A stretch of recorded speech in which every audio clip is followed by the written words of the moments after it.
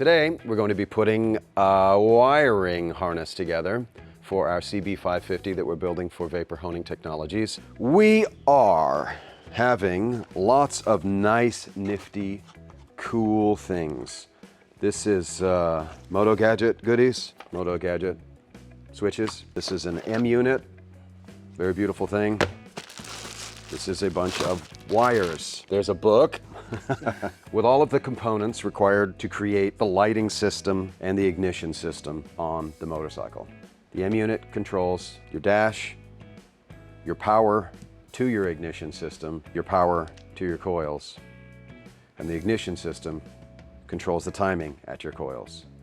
You need a battery, a brake light, a lot of wires, a speedometer, and these are for the turn signals and your on-off switch, your power. This is the reason we're going to try to lay this wiring out on a bench before putting it on the motorcycle, so that you'll be able to see just what it takes to be able to do this. These are amazing, but this isn't doing your wiring for you.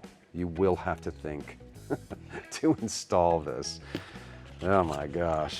I remember times fortunately I've installed a couple of them, so I kind of know the process, but I still haven't worked it into perfection. This comes with a lot of neat little clips, which it doesn't seem to have. Oh, maybe all the clips are in the wire. With the wires. This is a speed sensor, I believe. The lovely wires, small gauge wires, which is pretty cool. I think that's 18 and these are 20. This comes with apparently a lot of zip ties. They expect you to do some zip tying.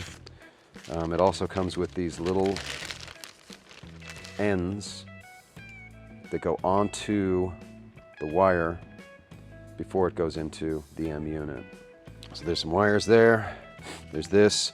So what we need to do before all of this lovely wiring comes into getting snipped, we need to figure out what we want to put into our battery tray. So we're going to have a battery goes in the battery tray. We're going to have a controller that goes into the battery tray. This thing, the digital ignition, needs to find its way into a battery tray. And this voltage regulator will need to somehow attach, probably on the bottom of the voltage regulator of the battery tray. Is my favorite place to put those.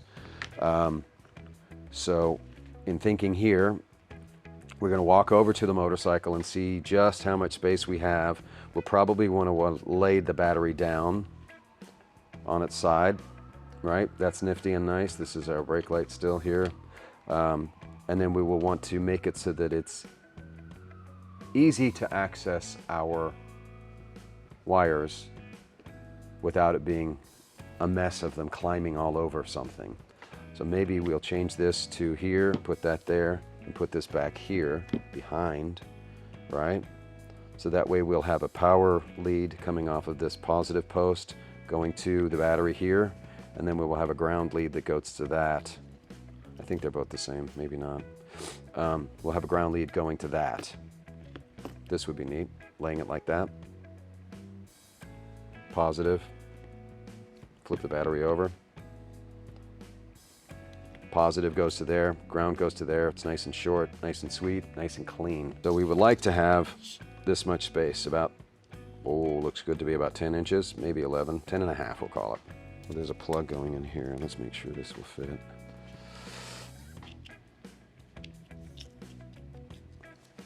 So this is going to be our determining factor here on the width of this. So this is going to be 6.5 wide by, what do we say, 11? Yeah. By about 11 long. Beautiful, we can get that pretty easily, and we can fit 11 right in there.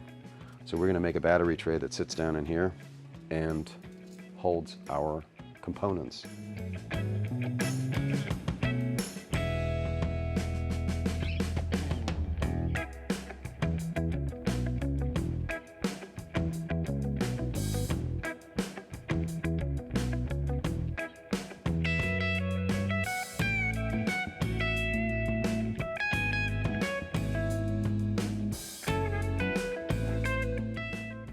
Good. It's cool. I like it. So we're going to start cutting this out of aluminum.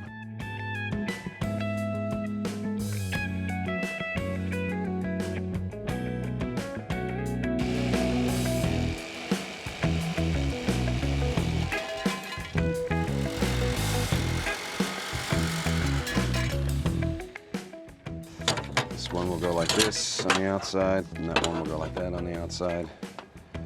And we will have our piece. I need to sand them.